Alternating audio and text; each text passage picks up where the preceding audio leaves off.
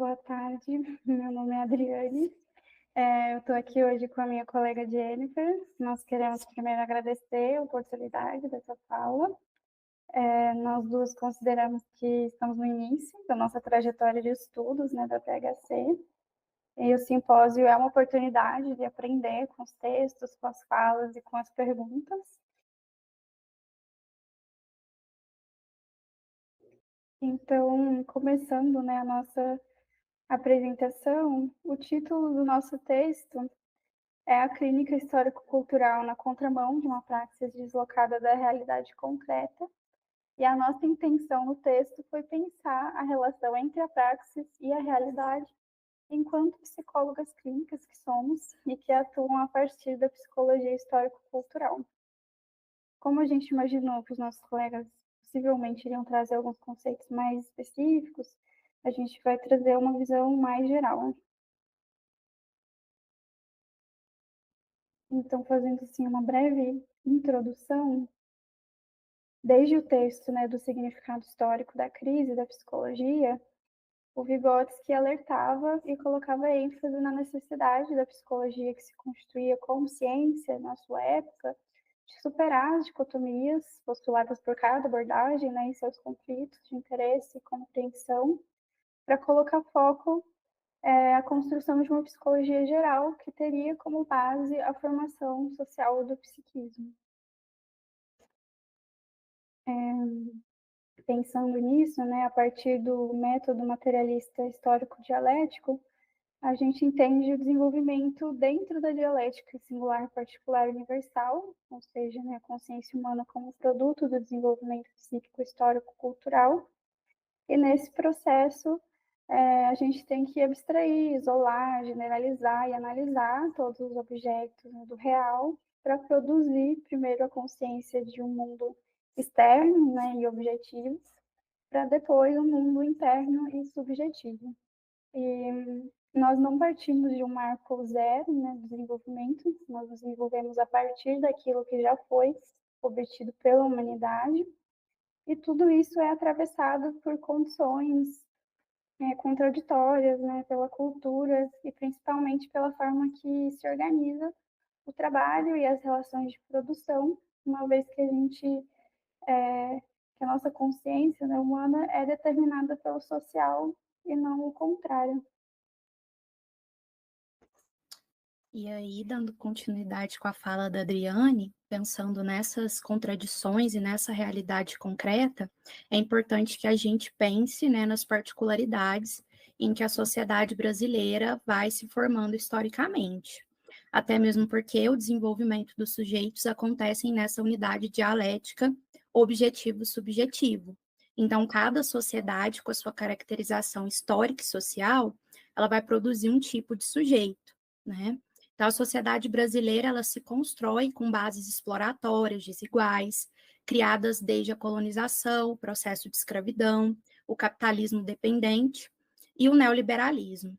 Então, é importante ponderar que essas limitações elas vão produzir reflexos na realidade individual, né, e particular de cada pessoa, atravessando diariamente essas pessoas por exclusões de várias formas, pelo racismo, conservadorismo, machismo e outros sistemas de opressão e desigualdade.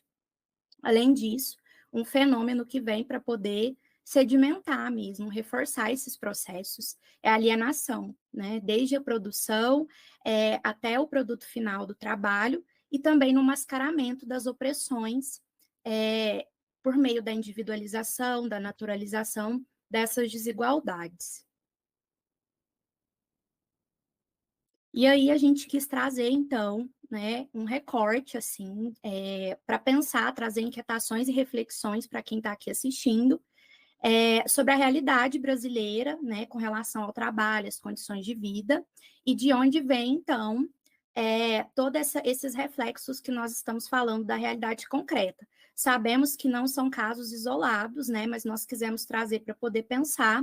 Trouxemos aí o caso do Miguel, da mãe dele, né? Ele tinha 5 anos quando morreu, ao cair do prédio, enquanto a mãe trabalhava.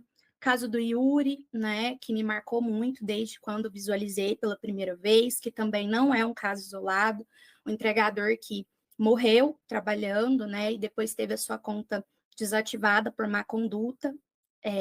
Então, esses são alguns dos exemplos para a gente poder pensar que, como o André falou, a Adriane falou, né, o trabalho social tem como objetivo desenvolver o ser humano, mas no sistema capitalista, isso vem para poder produzir processos de desumanização e mortificação.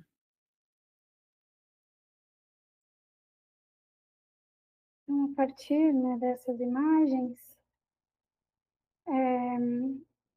a gente quer reiterar, né, o que o André já falou também anteriormente, que os processos de sofrimento psíquicos, eles são forjados a partir dessas desigualdades sociais, raciais, de gênero, né, das relações de poder e de dominância econômica. E retomando um pouco de Marx, né, ele dizia, né, que a lógica de um sistema social que eleva a sua riqueza sem diminuir a sua miséria afeta a população de uma forma desigual e expressa a precariedade, né, dessas condições de trabalho, produzindo esses estados de angústia, de alienação, de desamparo. Então, assim como o desenvolvimento, né, se dá a partir do social, os processos de sofrimento também vêm da realidade concreta, não sendo produzidos isoladamente.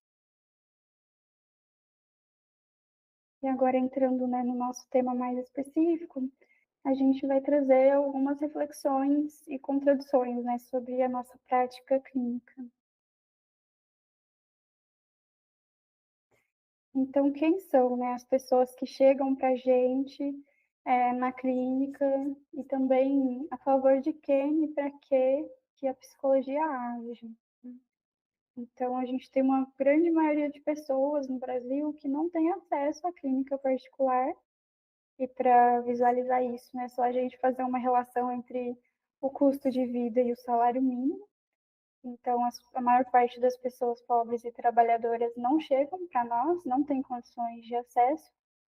E fazer o valor reduzido, né, que a gente chama de valor social, tem sido uma estratégia para poucos trabalhadores que acessam essa possibilidade de cuidado conseguir pagar.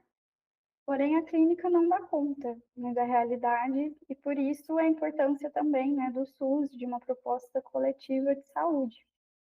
E aqui a gente também ressalta, né, como que vive o psicólogo, né, como que vive o psicólogo enquanto trabalhador autônomo. Então, lembrando que nós temos como forma de remuneração, né, o trabalho feito na clínica, nós também, né, estamos dentro dessa precarização de trabalho. Só pensar nos convênios, por exemplo, né, no valor pago pelas sessões de plataforma online, que hoje estão muito difundidas. Então, mesmo o valor social, né, ele já está abaixo da tabela do CRP, para que as pessoas consigam ser atendidas, o valor integral, né, que a gente também cobra, muitas vezes também está abaixo dessa tabela do CRP. Então, a gente pensa nisso, né, quando a gente vai atuar dentro da clínica, tendo um dever político de trabalhar a partir de uma abordagem clínica.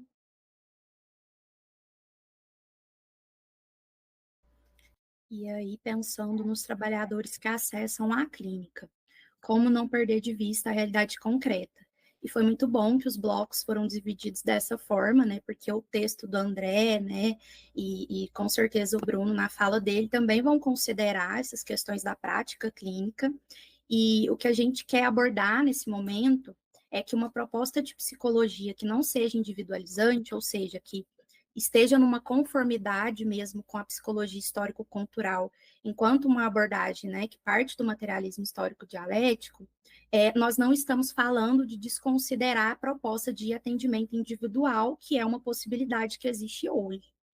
Quando em contato com esses trabalhadores, é muito importante que a gente, além de considerar essa questão individual, quem são essas pessoas, que a gente não descolhe, né, dessa realidade na qual foi forjada, então, tanto a existência dessas pessoas como as formas de sofrimento, né?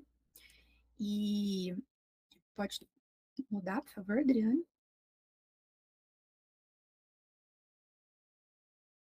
E além disso, assim, pensando numa questão mais final, né, quando a gente fala de não ser individualizante, a gente está considerando essa perspectiva de desenvolvimento histórico-cultural que o Vygotsky defende, né, e que a gente olha para esse sujeito, para essas expressões de uma forma crítica, né, suas múltiplas dimensões sociais, né, e não centralizando isso de uma forma que culpabilize, que medicalize, né, que gere uma patologização.